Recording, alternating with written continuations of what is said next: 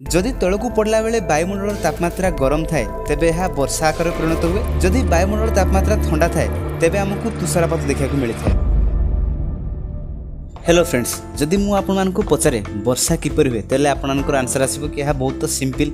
प्रथम जल बाष्पीभूत हुए, बाष्पीभूत होगापर उपरकू जा ठंडा हुए, ठंडा होगापर से वर्षा आकार परिणत हुए। तेज आपने ठीक ही कहते, किंतु आज यही वीडियो में मुझे संपर्क में डिटेल्स भाव आपको जनइबी।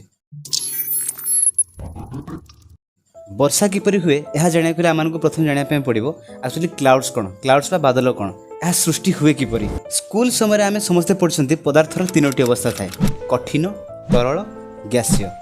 जदि आम जल क्षेत्र देखा तेज जलर मध्य तीनोटी अवस्था अच्छी। Ice state of solid, water state of liquid, vapour state of gas. तापमात्रा परिवर्तन हेले यह गोटे अवस्था आउ गोटे अवस्था को चेंज होता है। कठिन को ताप देले ताहा तरल अवस्था परिणत हुए, जहाँ को मेल्टिंग पॉइंट कहुए। सेहीपरि तरल को तापमात्रा देले ताहा गैस अवस्था परिणत हुए, जहाँ को बॉइलिंग पॉइंट कहुए।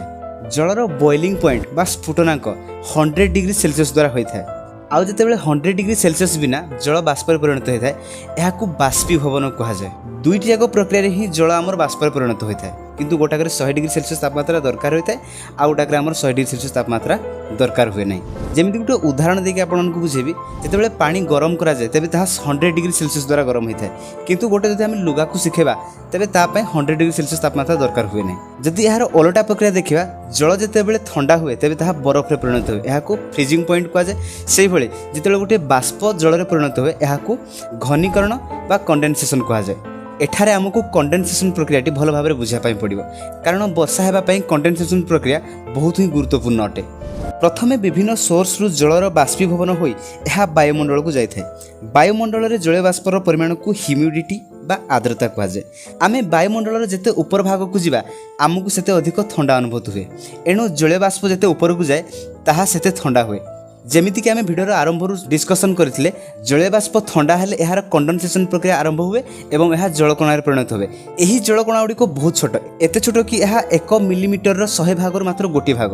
यही जल बाष्प गुड़िक जितेबाला एकाठी हो जाती आमको आकाश में बादल देखा जाए। जदि कौन बादल आहरी मध्य ऊपर को जाए तेबे सेठारे वायु अधिक ठंडा होता है।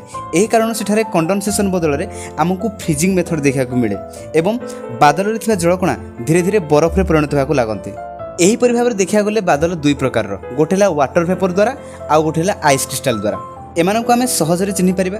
जो बादल गुड़िक अधिक घन एवं पाखरे देखा जाती से गुड़िक वाटर ड्रॉपलेट्स द्वारा तैयारी, एवं जो गुड़िक अधिक अल्टीट्यूड रे देखा जाती से गुड़िक आइस क्रिस्टाल तैयारी। एगुड़िकर बाउंड्री को आम सहजरे चिन्हट कर। एठारे वाटर वेपर कंडेनसेशन गोटे प्रकार सरफेस दरकार होता है।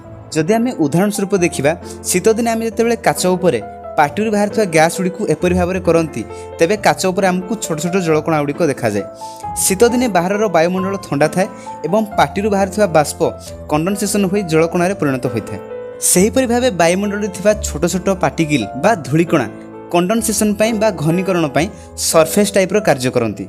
यही छोट छोट जलकणा गुड़िक एकाठी मिसी बादल सृष्टि करती एवं यही बादल गुड़िक धीरे धीरे बड़ होती। यह जितेबाला ऊपर को जाए तेबे सेठारे कंडेनसेशन प्रक्रिया बदल फ्रीजिंग प्रक्रिया स्टार्ट हो जाए। गोटे एपरी अवस्था आसे जेतेबेले एगुड़िक भारी होई तळकू पड़बार लागंती एवं एहाको आमे वर्षा कहंती। जदि तळकू पड़ला बेले वायुमंडल तापमात्रा गरम थाए तेबे एहा वर्षा आकार परिणत हुए। जदि वायुमंडल तापमात्रा ठंडा थाए तेबे आमको तुषारपात देखा मिलता है।